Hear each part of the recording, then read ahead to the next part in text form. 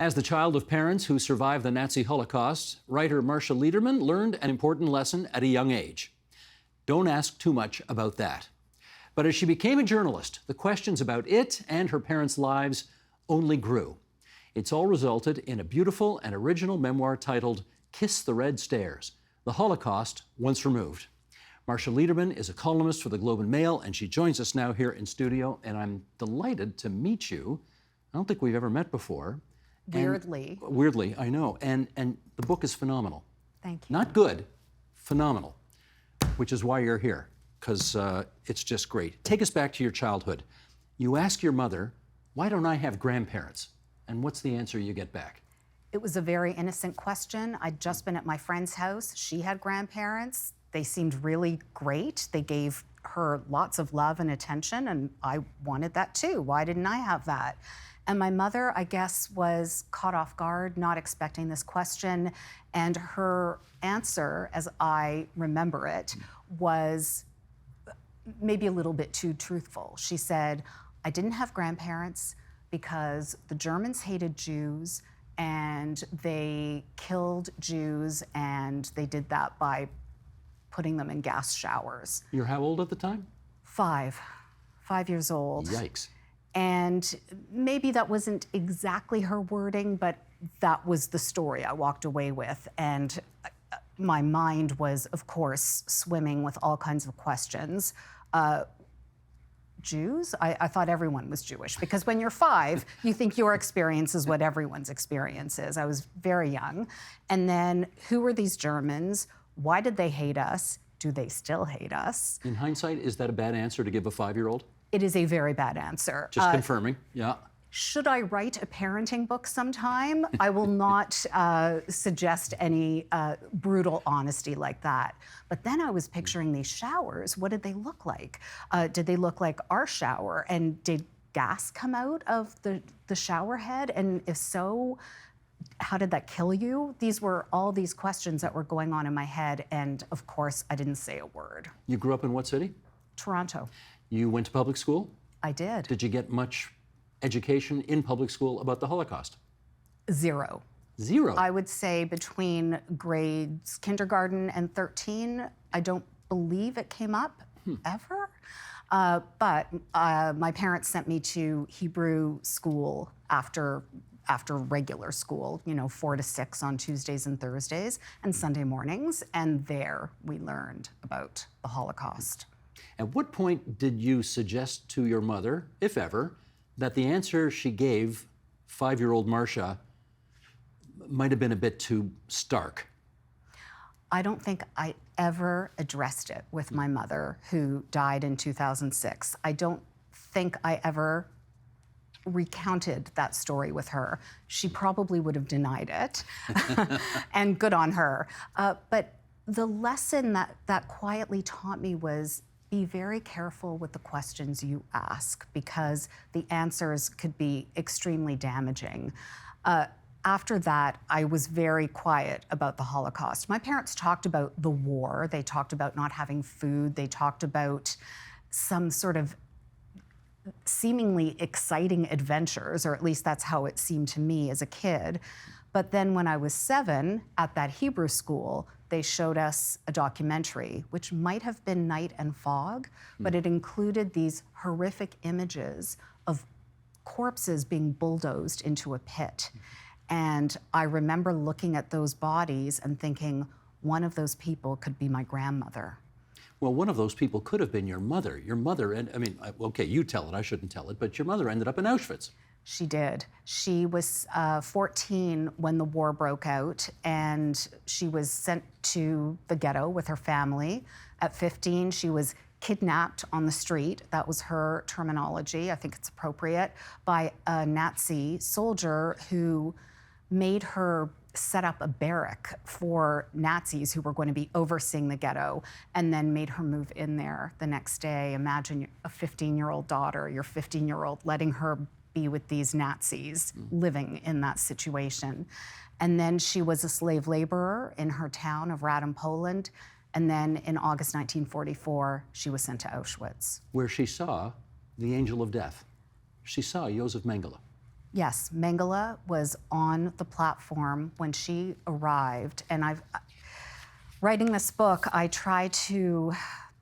really tried to put myself in her shoes. I don't have her around to ask these questions of anymore, but I tried to picture what would it be like, even after those years of hell, being a slave laborer, seeing your family disappear and not knowing where they were. But even after days of being in the cattle cars, going to Auschwitz, having those doors open and arriving into that, what would that have been like? And it was Mengele who pointed her to the right, I believe it was. This is the guy who, he points in one direction, you're dead. He points in another direction, you live another day. Exactly. Yeah. And thus he earned his nickname, I guess, the Angel of Death. My mother said she never forgot that. She never forgot his eyes. She never forgot his face. But she was pointed to the right. She had her head shaved. She had her forearm tattooed. And then, miracle of miracles, she was reunited with her sister there, who she hadn't seen for years at this point. And as the story goes, they looked at each other and laughed because they both looked so ridiculous with their heads shaved. But of course, they must have been overjoyed at this improbable reunion. And after that, they were together for the rest of the war. Your dad's a different story. It's actually 90% of Poland's Jewish population perished during the war, and both your parents made it. It's really quite amazing. It's a miracle. I shouldn't be here. Right. I was not meant to be. The defining story of your father's life is how you have referred to this time of his life. How did he survive it? He was a slave laborer in a ghetto in Pietrzków-Trybunalski in Poland. And there was a day when whoever was in charge decided they had too many workers. There were too many Jews. And they said they were going to execute every 10th Jew. And my father was one of those Jews who was a number 10. My father begged a soldier, said he had a gold watch that he could give him and other valuables. The soldier made him wait all day. My father could hear this shooting. At the end of the day, this guard, who I've since realized could have been a young guy, could have been 18 or 19, this German soldier, but he took the watch from my father and he said, go get the rest of the valuables, bring them back tomorrow, and you can continue to work. And there were other valuables. My father went to the home he shared with his family in the ghetto and got this bag of valuables, as I imagine it. I don't know. There's no one to ask to get the details of this story, but he got those valuables, and rather than go back to work, he went to the home of a Polish official that he had heard was issuing false papers for a price. And he went there and asked for those false papers. And condensing the story, the Polish official said no, but the wife begged the Polish official to give my father these papers. And so Jacob Lederman became Tadeusz Rudnicki, Polish Catholic, and remained that for the rest of the war. He took those papers, he got on a train to go into Germany. Can you imagine what that would take, the bravery? And he got work on a farm in Germany and pretended for the next 2.5 years to be this whole other person, this Polish Catholic named Tadek.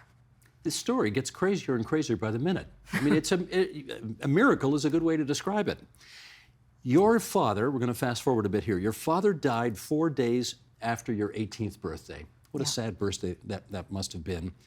In hindsight, how well did you know him? How many stories did you get out of him? How did all of that go?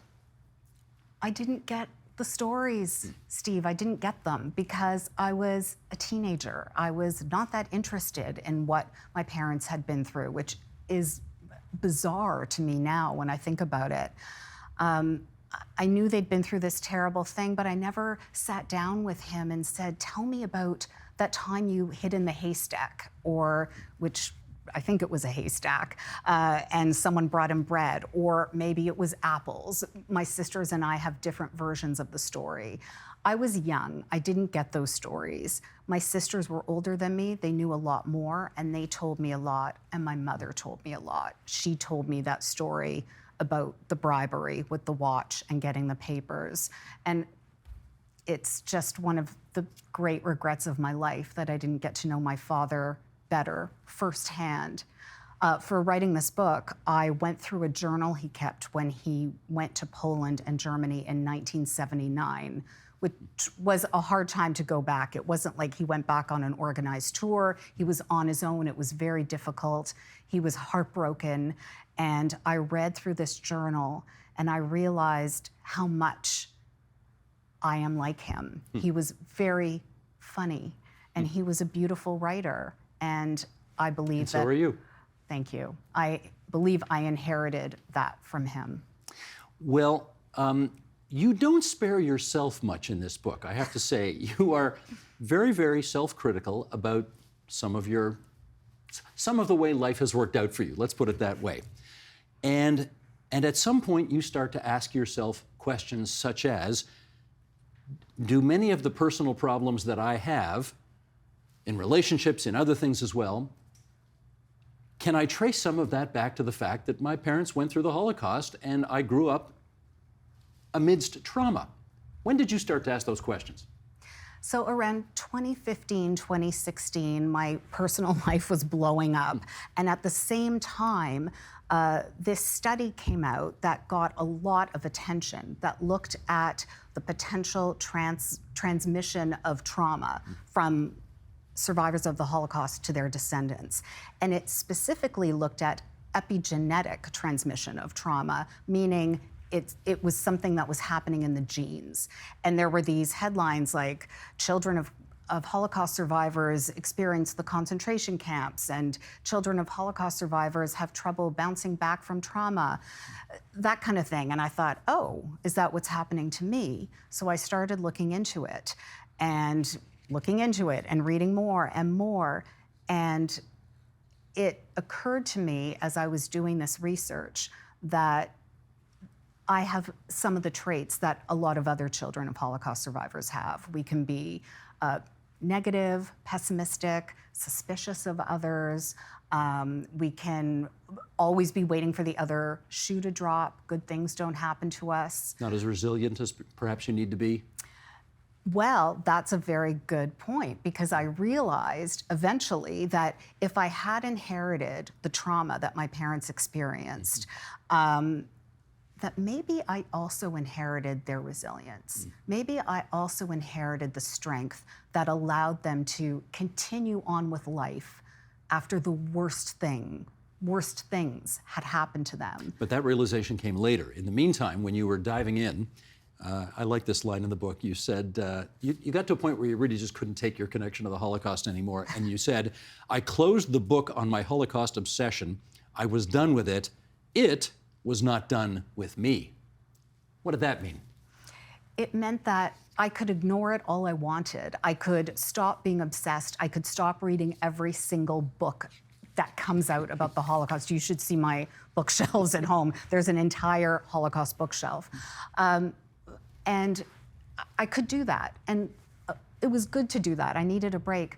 But it didn't mean that those things weren't still inside me. And I don't know, is it epigenetics? Is that the reason that maybe I inherited some trauma from my parents?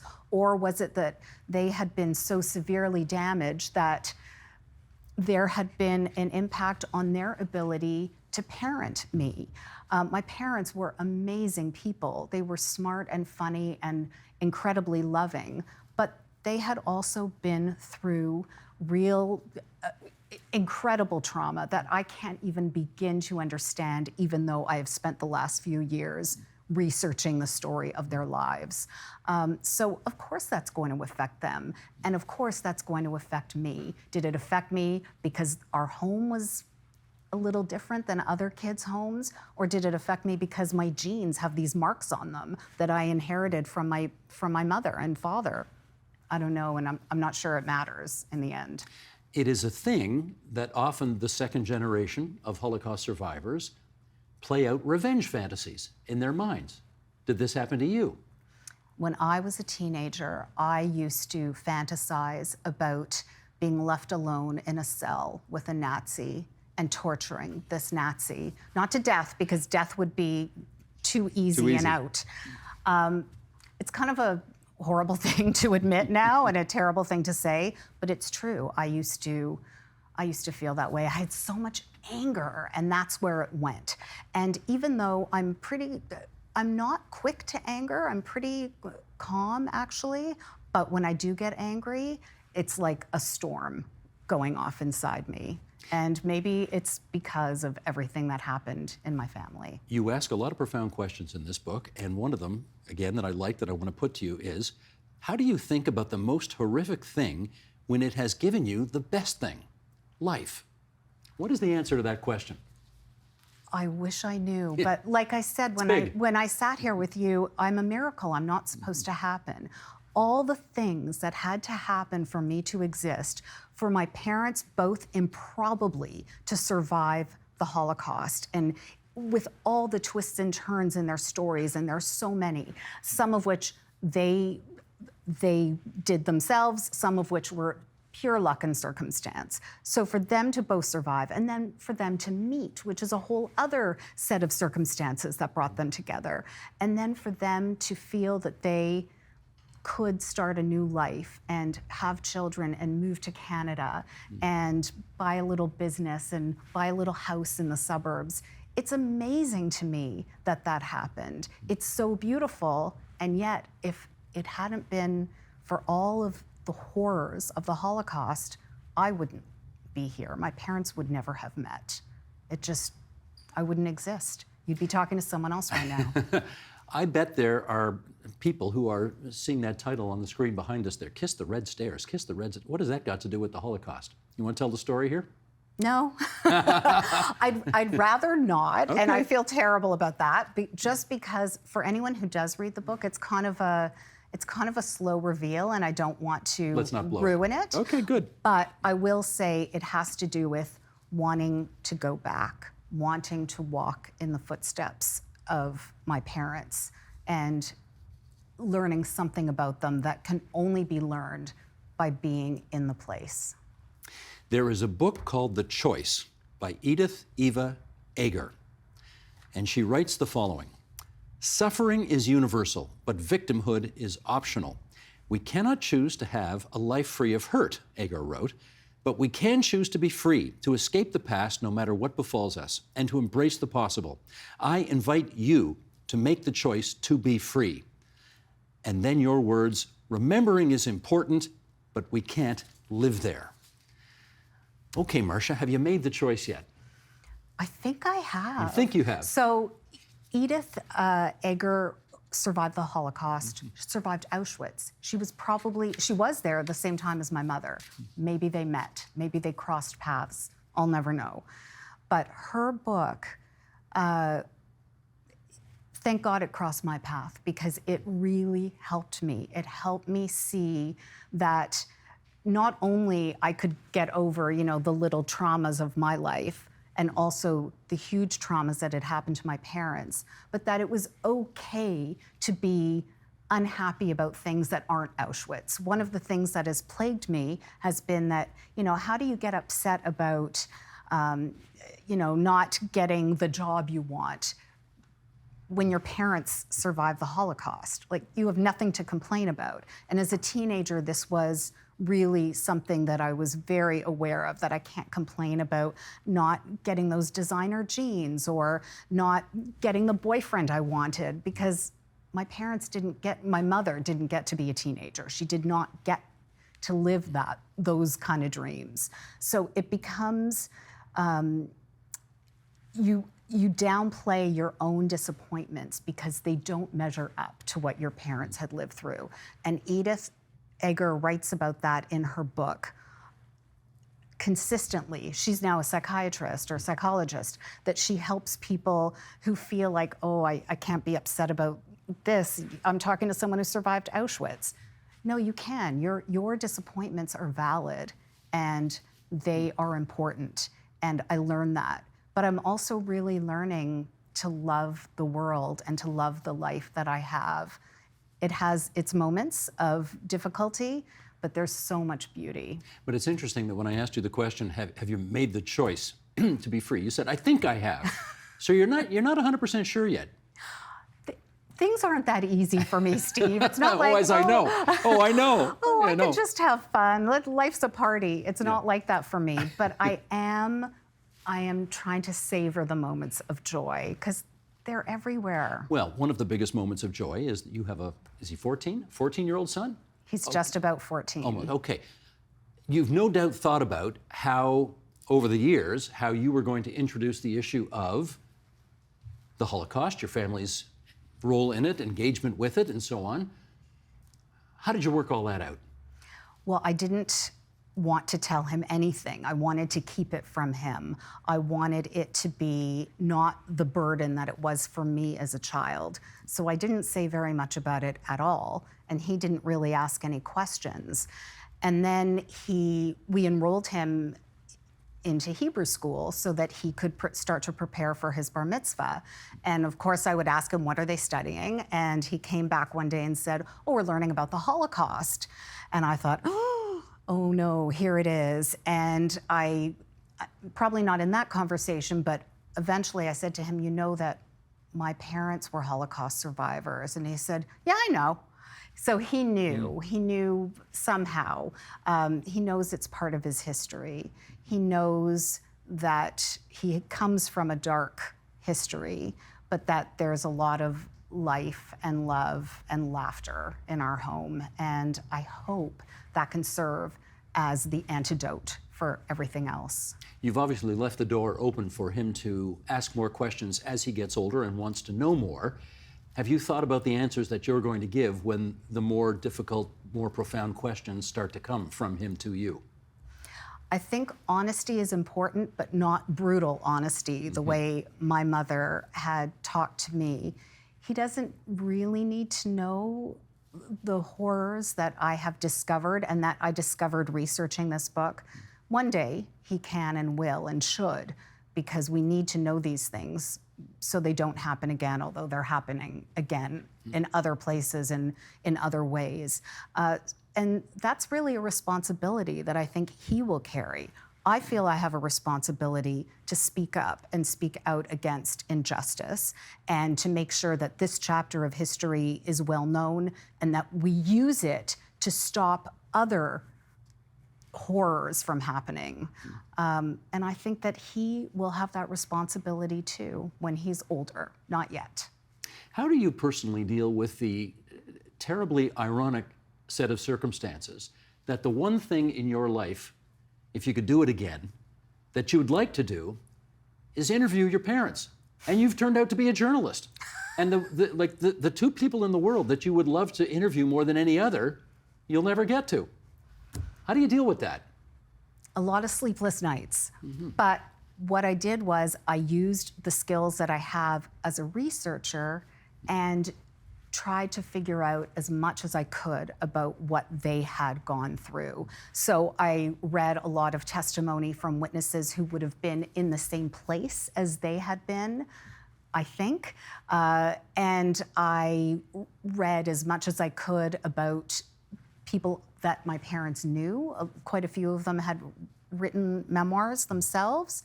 And I had planned to go and walk in their footsteps in Poland and Germany. And my flight was supposed to leave on March 12th, 2020. Oh, I wonder what happened instead. So I did not get to go, but I hope to go still. Somehow I feel like being there, being where they were, will inform me in a way that reading a million books can't. It will be the most, I mean, I've had the, I don't know what you call it, privilege, misfortune, whatever, of having been to Auschwitz 3 times, and you need to go. You know you need to go, and you will, yeah. Well, I've been to Auschwitz with my mother, which was horrific, but I haven't been to see where my parents met, where they married. It's the other things, okay. It's the kind of happy things, the childhood things, because I don't want to just think of them as victims. I want to think of them as people who had lives, who had a honeymoon phase in their marriage, who had, joy. And that has been missing from the narrative all along, and I'm trying to pull that out. Brilliant. Kiss the Red Stairs, the Holocaust Once Removed. Marsha Lederman, we're so glad you made the trip to Toronto for us, and thanks for being here on TVO tonight. Thank you so much, Steve.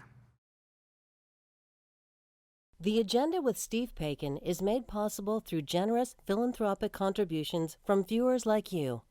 Thank you for supporting TVO's journalism.